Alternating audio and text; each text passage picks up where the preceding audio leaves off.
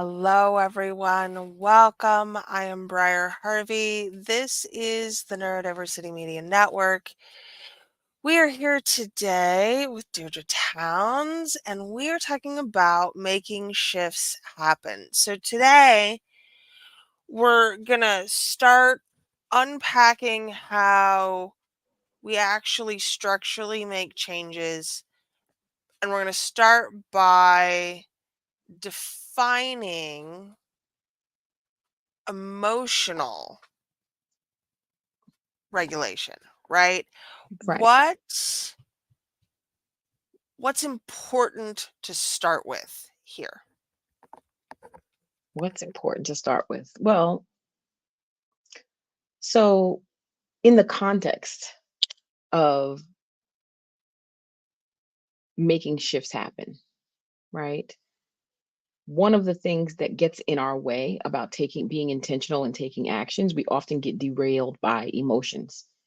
There's an emotional trigger, and that will derail us from the task, the priority, um, because we're in our feelings. And an emotional trigger is an intense emotional response to a circumstance or situation or conversation, interaction. Um, and so it's important to understand or to have facility with recognizing when you're triggered and responding to that trigger in a powerful way, right? So emotional triggers are one of the things that can siphon off your power, right? It siphons off your power. It siphons you out of your leadership, your self leadership, right? To managing yourself, managing your emotions, and being responsible for your emotions as well, right? They're not anybody else's problems. Your response is your responsibility. There's a word response and So, responsibility. Go ahead. so what causes an emotional trigger? Oh my gosh. Rejection can cause us to have an emotional reaction. Betrayal. That's betrayal is such a huge and hard one for me. Feeling like you've been treated unjustly, when your beliefs are challenged, right? We talk about cognitive dissonance, and people don't want to be wrong, right? People don't want to be wrong. They don't want to feel like they've made the wrong choice, and it feels personal. It can feel painful. Um, Feeling helpless or like you're not in control, like things are happening to you.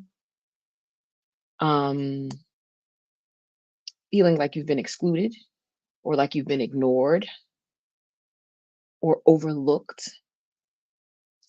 Um, Feeling like you're at the impact of someone else's disapproval or criticism, especially if it's someone that you hold in high regard or that you perceive this person to be in a position of authority.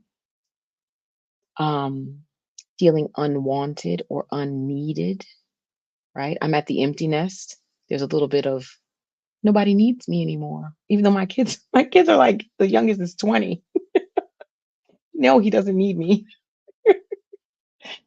Um, Feeling smothered, right? The opposite of that, feeling smothered or feeling like they're too needy. They're asking too much of me. That can cause an emotional, pushback, insecurity, um, loss of independence, right? Um, I don't know if I talked about this last time when I was in Mexico, but right before I left, I did a big cleanup. Somehow I pulled a muscle in my groin. I spent the first 24 hours in Mexico in the hotel room trying to manage this groin situation. But that is a small, minuscule version of loss of independence. I couldn't really do anything. I'm here in the beautiful place at the lovely resort, and I can't go anywhere. That can be it can trigger frustration, right? And so I think the beauty of the work is that you don't have to know the name of the emotion. You don't have to be able to name it, right? Sometimes we get stuck in our heads trying to figure out what is this. Even just having the ability to acknowledge, oh, I'm feeling away, or I don't like this. Like it's us having a strong reaction to something is enough. Mhm. And the purpose of these emotions, right? Because sometimes I used to think I would really rather not have them. They're in the way. All these emotions are getting in Mhm. my way. Um, and so to recognize that it's an invitation to look at something. It's like we talked a little bit before. You've asked me a lot of how questions. This is one of the ways that life gets your attention, right? You're having a strong reaction, and it's really easy to just stay focused on the thing out there when in reality, this is an invitation for you to look in here. What's going on here? Why am I so triggered? Why is this bothering me? What's really going on here? And so, um, one of the things that I love when I did the work on where I got a lot of my foundational practice around managing emotional triggers was in the feel good life methodology. And what I love is the way she teaches it. She talks about emotions as being like a riverbed. So you have this riverbed of emotions that's flowing through you. And usually the river is just flowing along, right? It's just flowing along normally, but something happens and you can imagine that the water in that river is now very turbulent, right? This is you in the state of reaction, reactivity to whatever has happened. And the instinct is to constrict, to make it small. But the thing is, like I've talked about the Chinese finger puzzle, right? Where you stick your fingers in, but you can't get your fingers out. The key to getting it out is to push in. And so, very often in internal work, when we're doing internal work, it calls us to do what's counterintuitive. And the counterintuitive thing to do in this emotional upheaval is to open yourself when everything, your logic, your everything is telling you, no, we have to batten down the hatches. We have to, we have to prepare to fight. We have to, you know what I mean? And so if you can catch yourself, so there's back to that conversation about awareness. We talked about a lot about awareness last week. If you can catch yourself with your awareness of, oh, I'm triggered right now. And if you can just pause, can you hit the pause button? Very counterintuitive, requires a fair amount of self control, right? Sometimes something happens and you're just off the reservation 100%. You're just gone, right? But if you can catch yourself before you're off the ledge and take a pause, just a 2-second pause to breathe, even, right? Because a lot of times our response is you just stop breathing. You're not even breathing. You're so Yeah, let's pissed talk about or those. tr- So, mhm, we can't always name the emotion, but we can often name what is happening in the body. So, what are absolutely. these physical signs of this Sensations, yes, kind? Yes. Let's talk yes, about and this is those. What are we this feeling? is something that's actually very helpful also with kids because they don't have a lot of language, right? But if you can get them to say, 100%. "What does this feel like in your body?" It feels tingly. Does it have a color, right? Does it have a color? Does it have a shape? Does it have a sound? This feeling that you're experiencing. It's so funny. I'm so literal, right? And I used to believe when people talked about feelings, I didn't realize there were actual sensations that the people are referring to, right? I just thought it was some psychological thing, but it's it's not a psychological thing. It's an actual feeling that you feel inside of your body. And so to bring your attention there, to bring your attention into your body and say, where is this sensation? What is this sensation? And very often, by giving the sensation your attention, you can transform it. Just like that. That's enough to neutralize it at least. So it's not running you, right? Because when we're in a reactive mode, we're not in charge. Something else has taken over. And so to pay attention to what are these sensations in your body? Does it feel tingly? Do your hands start sweating?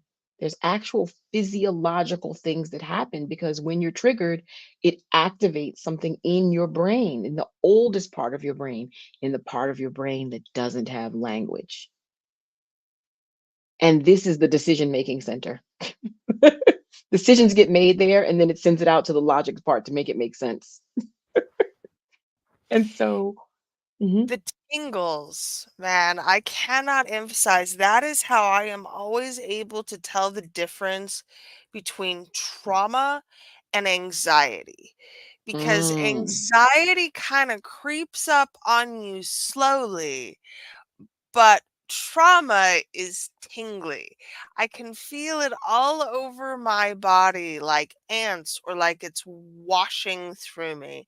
It's wild mm, how, and it's all hormonal, right? It's all chemical. mhm, The mhm. reason these things happen in your body is because your brain is sending these signals to produce these chemicals to make you feel this way. So if you identify these feelings, you can change them. How?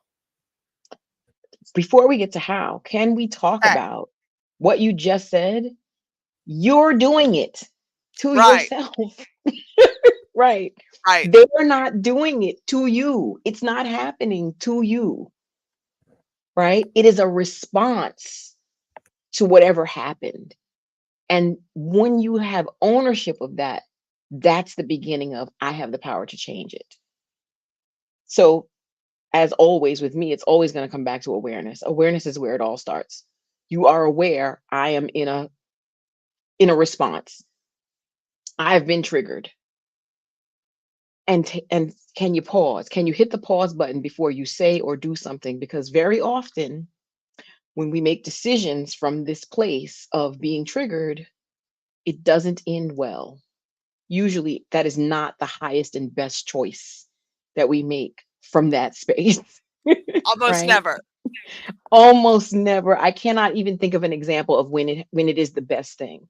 Because you're in your feelings and it's something else, like I said, something else is in charge. Your rational, kind, compassionate self, your higher thinking, you don't have access to that. And that's a real thing that happens. When we are triggered, our right brain and our left brain stop talking to each other. And so there is literal separation that is occurring inside of you internally, and it impacts how we see the world. So you're seeing the world through the lens of us versus me versus them. They're against me. You're seeing through a lens of separation, and that's going to inform your decision of how you respond. And the decisions are happening in a millisecond. And so first is awareness. Okay, I'm in a something has happened and I'm feeling heat. For me, it's heat. And I can feel it's almost like Kundalini. I can feel the heat rising. And I'm just like, no, oh no, no, no. And it's like, okay, I have to catch myself. So to open up back to the riverbed metaphor, to open up is one of the ways you can open yourself is to breathe. Just taking deep breaths literally opens your chest, right? You are opening and giving your attention to the sensation and breathing until you feel yourself stabilize at least. It doesn't mean that you're not angry anymore. It doesn't mean that what they said wasn't wrong or it doesn't bother you, but you can respond instead of react. And when you're in the place of responding, you're in your power. When you're reactive, you're not in your power. You've given your power to the thing that has triggered you. And that is fundamental, as far as I'm concerned, to self leadership. And you can't really lead anybody else if you do not have a handle on yourself. or Mhm. you won't be effective. You can be put in a position of leadership and have no self control. And we've had bosses like that, I'm sure. If you're old enough to have worked a little while, you have had a boss who is not really have any facility with their own emotions or and being responsible. So, does that answer your how question? Mm. Yes. So I think the next question is, what are we doing once we're aware, right? We've Mhm. recognized that we have felt this, we are paying attention, we're monitoring our reactions, and then what happens? Right. So, this is the beginning of, is this a pattern? Hmm. For me, that's the next thing I look at. Does this always happen? Does this always happen with this person? Does this always happen with this circumstance? And when I can see, is there a pattern? What is the pattern? What is the pattern here? And where does this come from in me? When was the first time this happened that I reacted like this? Because very often our default reaction, right? So this is kind of a conversation about how do you shift your default reaction. Hmm. And default reactions get put in place from experiences that we've had, right? You had an experience, you didn't like the way that went, so you put a program in place. I'm not going to do that anymore. I'm not going to say that anymore. I'm not going to ask anymore. Um, and those are the ways we start to keep ourselves small, right? We start limiting ourselves, limiting our ideas of even what's possible for us in the world. And I think it's important to recognize, especially when you are neurodivergent, you will tell yourself stories about these things that have no actual basis in reality. But Yeah. because you've had a reaction and you've internalized it a type of way, you have now decided that this is always the way it is going to be from now forward, Mm, when there's not ever actually any truth here. We require multiple instances of a behavior before we have to really make a determination about that behavior. mhm. It's a defense mechanism, Right. right? It's preventative. Oh, this Hmm. happened this times and I don't want this to happen again, so I'm not gonna allow. It's trying to be in control where the real power exists in knowing and trusting yourself and knowing yourself enough to know that you can be with and you have the capacity to manage and respond from a place of power to whatever shows up. That's where the real power is. The real power is not in trying to control all the externals. Because first of all, you can't. So that's a losing battle. No, You can play that game if you want to spin your wheels like that, but it's probably not the most effective use of your time and energy. no. So I have to be able to control my reaction.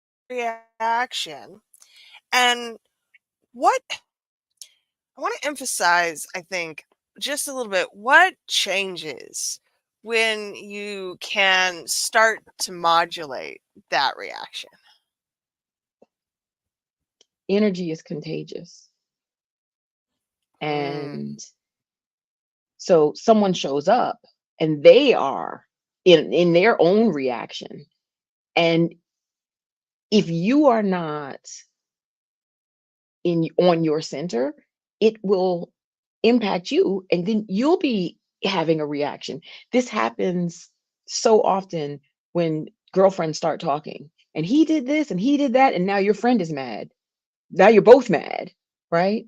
But if you can hold your center, you can help that other person come back to their center. It works both ways.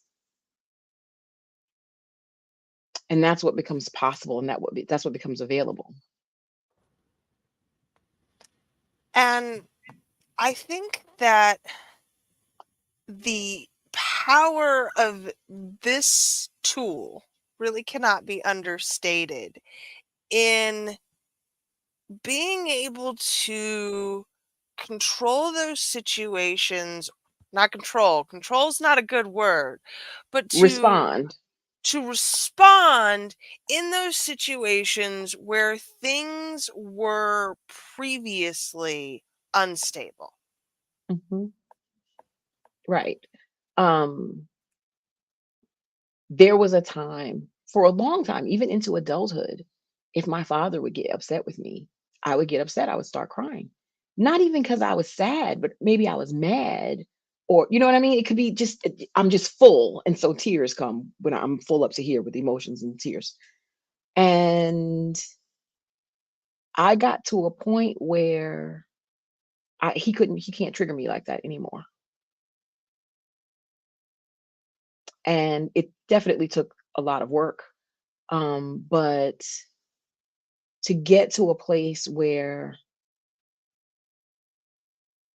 you're really taking back your power when you do that. They can't control you. They don't have that kind of access. They don't have that kind of control. They don't have that. And it's not that we're not intimate. We're close in proximity. We have conversation, we share, we do the things, but I'm not available for that anymore. I'm not available to do that back and forth anymore. I'm just not. That really comes from a place of trusting yourself to be with whatever shows up. And then you don't have to control everything because you have Yeah, self-control. not being available Mhm, changed my life because I don't think it's energy that a lot of people have consistent access to. But I am not mhm, available for that anymore. mhm. What do you mean you're not available? I'm simply not participating in this Right, particular shenanigan at this time. And right. sometimes, because it requires two to tango, it just Mm, shuts down shenanigans entirely, which right. is You can't amazing. shenan by yourself. No, You can't. Right. So, sometimes in urban vernacular, we'll say, "Yeah, you need to hold that." Like, I'm not gonna hold that with you. I'm not gonna hold that for you. That tension, that energy, that whatever you have going on, you're doing some Tasmanian devil thing over there. Yeah, you need to hold that. I'm not participating in that. mhm. But again, to get to that place where you can say that to someone, you have to be able to do it internally in Mhm. yourself first. Yep. Yes. Absolutely. Absolutely. And to recognize, right? To recognize when you're on the precipice of spinning out over something. And the deeper work around that is to start looking at your beliefs, right? So I was making it mean something. I was making his anger with me or whatever was going on. I was making it mean something that it didn't mean, which is how this all came up, just to bring it full circle back to your point about making things mean things. And human beings are meaning making machines. If we don't know, we will make it up We 100%. certainly will. Every time. Every single time. Absolutely. And so yeah, it's that's also another level of awareness. Are you aware when you're making up a story? Sometimes making up a story is appropriate. I'm like, if you're going to make up a story, cast yourself as the superhero. Why are you casting yourself as the side chick, the side kick? That's what I meant to say. Why are you casting yourself as the sidekick? Why are you casting yourself as the understudy? If you're gonna make up a story, make it a good one. Make it, you know, why are you at the mercy of this? You're making up a story where you're at the mercy of this person or this situation. Why are you not casting yourself as the superhero? Make a better story and live into the better story.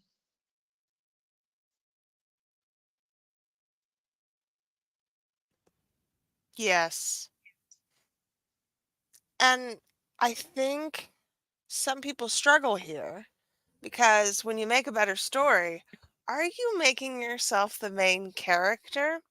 And I think the question is, how do you make a better story for yourself while also participating in the stories of everyone else around you? I love this question.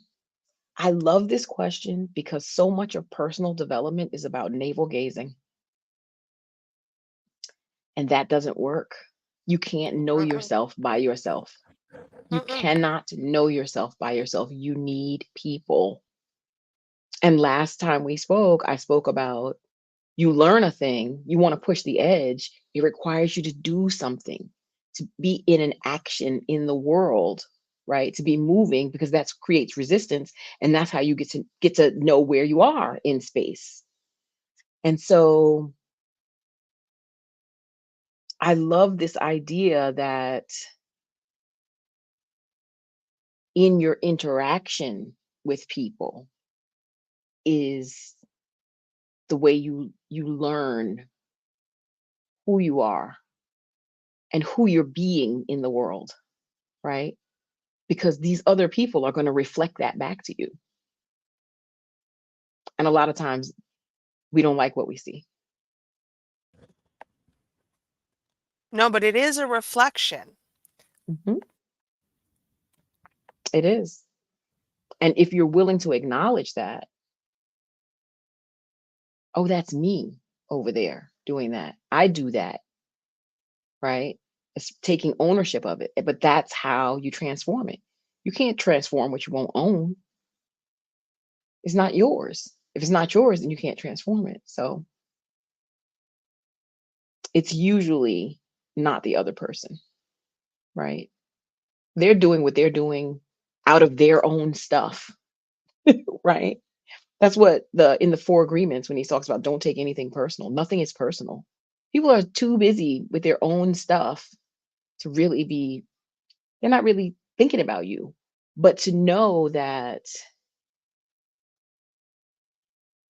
our way of being impacts other people and telling yourself the story where you are the superhero doesn't make everybody else the villain Yes. Because many things can be true all at the same time. at the same time. 100%. Many things can be true at the same time. So you can be the superhero in your own story, and they can be the superhero in theirs. Mm, They don't have to be the bad guy, they can be the mirror.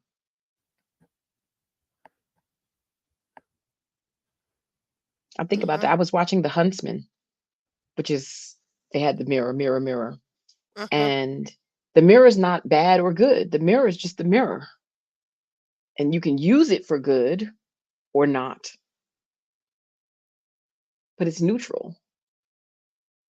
And I think there's something really edifying about getting to neutrality, right? And I don't want to sound like, you just walk through the world and never, and never there's a blip on the radar. That's not what I'm referring to. When I'm talking about neutrality, I'm saying is to recognize that most things have the meaning that we give it, which is really saying you are creating this. You're creating the meaning of that thing. It's from your beliefs, from your experiences, or the story you made up about your experiences. You are creating all of this. And the more you own that, the more you have the power to transform and change and have a different experience. And that's really what this is about here. It's that if we believe that the universe is conspiring on our behalf, Mm-hmm. that good things are meant to happen to us, Mm-hmm. then the mirror that we get back is the reflection of what it is we need to change. Could be the reflection of what we need to change.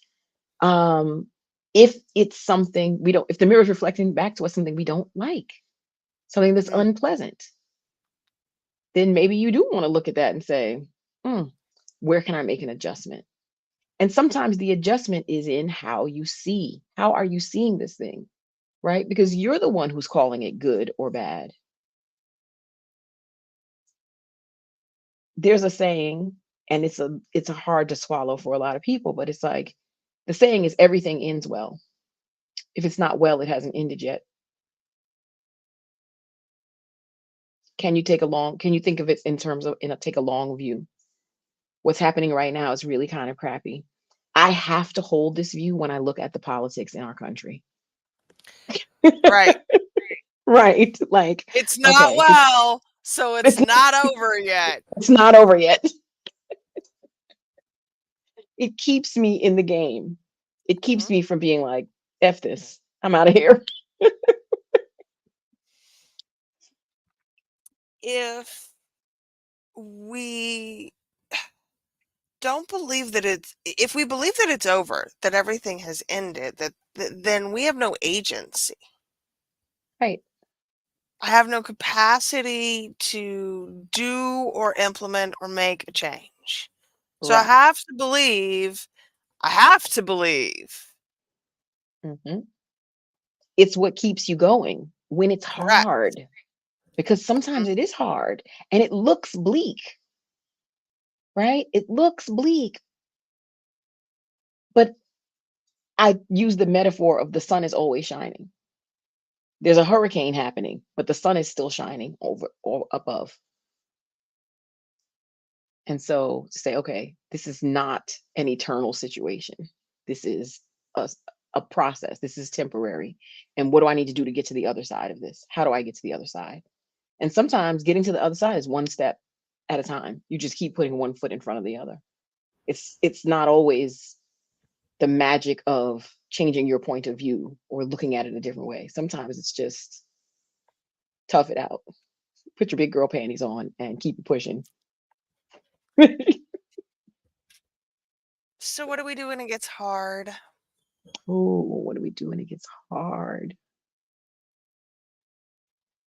I find community is very helpful when it gets hard.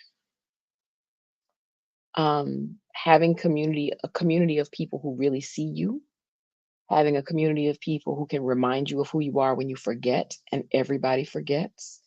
We live in a society that is designed to encourage us to forget. Um, when it gets hard, rest, restore yourself. When it gets hard, you're probably tired, right? Uh, when it gets hard, you get to do something that connects you to your essential eternal self. For some people, that's music.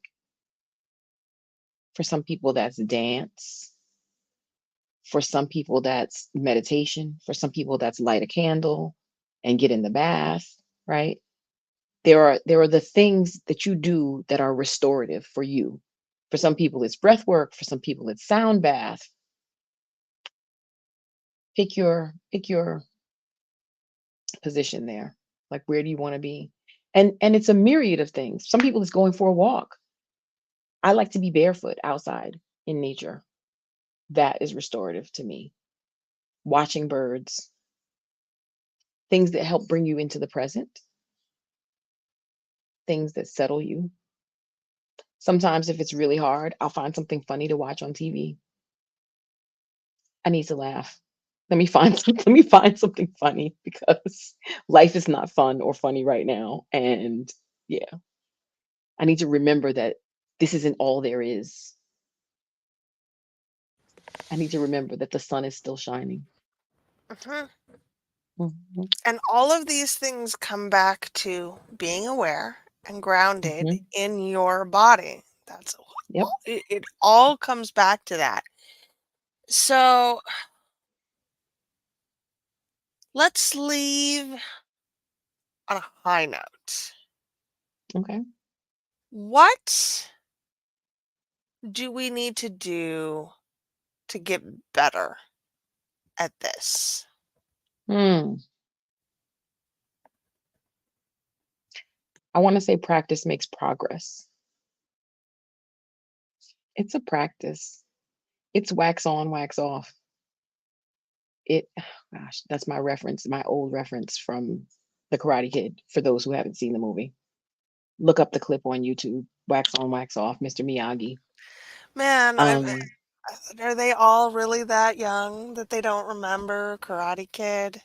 I Damn, mean, I know. killing me over here. I'm sorry. I'm just trying to make sure I'm including everybody here. So,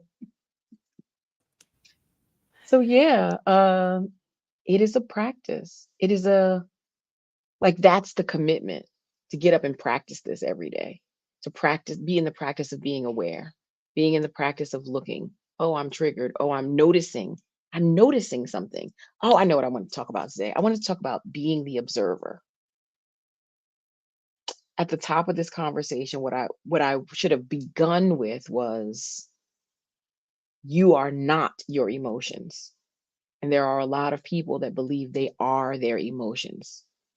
The thinkers, the logic people think that they are their thoughts. The emotion people think that they are their feelings. You are not your thoughts and you are not your feelings. You are the observer of the thoughts and the feelings. And when you step into the position of the observer, you're not at the mercy of those thoughts and feelings. And from there is where you become aware. It's almost like a kid, a baby, doesn't realize that they're separate from their parent. There's a something happens in the course of development where they become aware of their separateness. It's the similar process of becoming aware, oh, I'm not my feelings. My feelings are something I experience, but it's not who I am in my essential eternal self. And so, Yeah, and having that awareness of your higher self is so essential because it does allow you to take that step back, which yep, is how we observe. yes. And so stepping into the observer position, it's like, oh, I'm having a feeling. In Spanish or the Romance languages, you don't say, I am hungry. You say, I have hunger. Mm. That's the way you phrase it in that language. It's use the verb to have to talk about some of the feelings and emotions. I have pain in my arm. My arm is hurting me or something like that, but it's not I am. It's not an I am statement. In English, it's an I am statement. And so it's in our language even. It's woven into our language that gets woven into our thinking that we think that that's who we are. We think we are that feeling of anger or joy or peace or whatever the feeling is that you're experiencing. But you are not your feeling.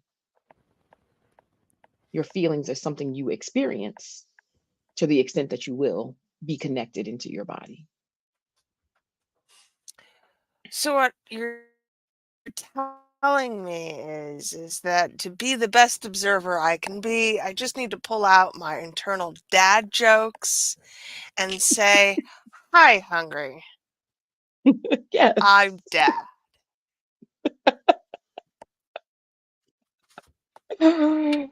Right. I mean, that Exactly. works for me. That works for me. It's good stuff. Okay. And it's a process of finding what works for you, right? Because what works for me might not work for you, might not work for the listener. And so that's why it's a practice. taking a bath, you might be bored as hell. Like, this isn't working for me. This is not turning off the thoughts that are churning and spinning in my head. So you got to find what works for you. Mhm. And the same thing isn't going to work all the time. That's a big one too. Hmm. You gotta have lots of tools in the box. You got to have lots of options. Sometimes it's phone a friend. You have lifelines. That's correct. But Sometimes. that brings us back Yes. to community. We have to Hmm. be able to do this with other people to be able to see how we fit into the grander scheme of things. Right. Absolutely. And that it's not a zero sum game. Mhm. My win does not result in a loss for you. Your win is not a loss for me. You standing in your power does not negate my power.